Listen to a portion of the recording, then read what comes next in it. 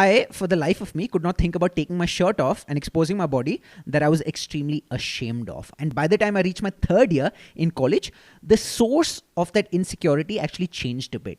It wasn't as much my body, but the fact that I was a 22-year-old virgin. I debated long and hard with myself about whether I should upload this video or not, because what I'm going to be sharing in this video is something that's very, very personal. But then I felt that, despite the fact that what I'm going to be sharing is extremely personal, it has the potential to be a complete game changer, perhaps even a life changer for those of you watching this video who are experiencing chronic insecurity, chronic anxiety, for whatever your respective reasons might be.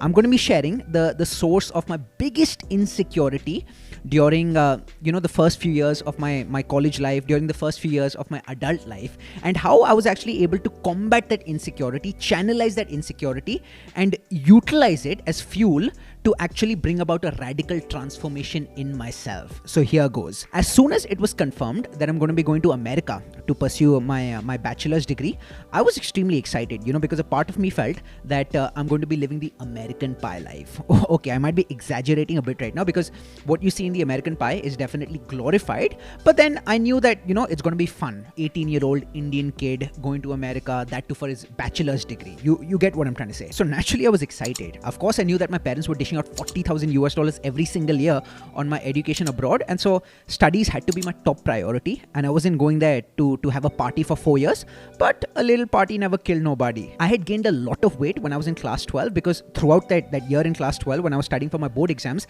I had a very sedentary lifestyle. All I was doing was studying and eating. And so between the end of my board examinations and the start of college, there were a few months, and I thought that, I can capitalize on these few months that I have and end up losing a lot of weight such that I enter college looking somewhat presentable as opposed to looking like a fat and nerdy Indian kid, with due respect to fat and nerdy Indian kids. And so I worked hard, I lost a fair amount of weight, and this is what I look like when I was about to enter college. I mean, definitely not a 10 on 10 would bang, but maybe a 6 or a 6.5 on 10 would bang. But Georgia Tech, which is the college that I went to, had different plans in store for me. From pretty much the first week at Georgia Tech, I was honestly finding it extremely hard to stay afloat. Engineering life was getting the better of me. I thought that I had a solid work ethic, which I did, but even with that solid work ethic, I was finding it extremely hard to actually cope up with the pressure of the assignments, the midterms, the exams, the tests that I had. And so within a semester or two, I ended up regaining all the weight that I had lost, plus more, because of all the stress eating, the binge eating, the drinking that was happening every single weekend, only because I thought that, by drinking, I can actually drown all my sorrows away, the sorrows stemming from engineering life. Different people have different relationships with their respective bodies. And if I had to sum up what my relationship with my body was, especially when I was in college, I would say it was a bit unhealthy. It was a bit extreme. And the reason I say that is because my self-image back in college, my self-esteem was heavily linked, was heavily tied to my physical appearance. And I was overly conscious about my physical appearance and my body. And so as my weight kept going up and up and up, my self-esteem took a plunge. It kept going down and down and down, especially when I was around girls that I found attractive in college. And so all my grand plans to have fun in college started feeling like a distant dream, because I, for the life of me, could not think about taking my shirt off and exposing my body that I was extremely ashamed of. Of course, I could have chosen to combat this insecurity of mine by getting fitter, getting into shape, hitting the gym. But because of the extreme manner in which I operated, I felt that, devoting time to recreational activities like hitting the gym would mean that I take time away from my number one priority, which was to maintain my 4.0 GPA. But that just meant that those insecurities kept gnawing at me. And by the time I reached my third year in college, the source of that insecurity actually changed a bit. It wasn't as much my body, but the fact that I was a 22-year-old virgin. People won't think any lowly of an 18-year-old who does not know how to perform in bed. But thinking about the humiliation that I would experience as a 22-year-old who did not know how to get it in made me want to avoid the prospect of sex because it might just reveal my inability. That's the pathetic mentality that I had. And so like a loser, I just gave up. I was happy watching porn and jerking off. At parties, I would end up getting hammered drunk because getting hammered drunk was a clever way, I thought, in which I could fool myself into thinking that I didn't go for it because I was way too drunk, as opposed to the fact that I didn't have the confidence and the courage and the balls to go for it, which was actually what the case was. I'm ashamed to say this, but I would lie to my school friends who were back in India and tell them that I was getting a lot of action in college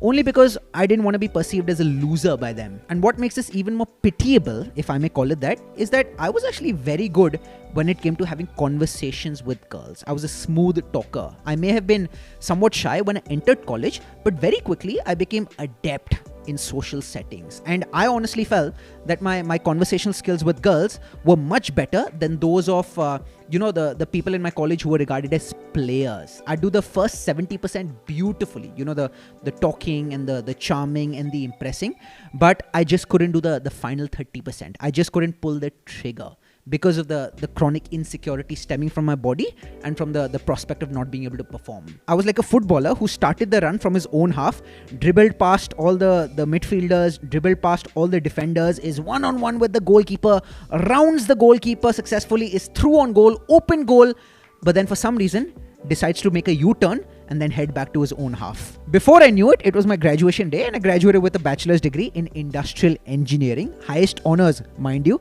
and a couple of awards. The Anubhav Jain Award for exceptional maintenance of virginity throughout college and the Anubhav Jain Award for highest masturbation count throughout college. Isn't it funny that the closest that I came to living the American Pie life in college was jerking off to American Pie? Dude, stop laughing. The joke's on you. Things became very interesting after college. So I moved to New York City to start my role at Goldman Sachs. And I met this girl named Catherine, who's actually made an appearance on my channel as well. And to be completely honest, I hadn't felt that way about a girl since the time I had had my first major crush when I was in class 11. I felt excited, I felt invigorated, I felt revitalized, and actually felt that I was in love with her. I absolutely hated what I was doing at Goldman Sachs during the week, but just thinking about the prospect of meeting Catherine over the weekend is what kept me sane, what kept me in high spirits during the working week. And soon enough, we were meeting nearly every single weekend, sometimes with others, sometimes just the two of us.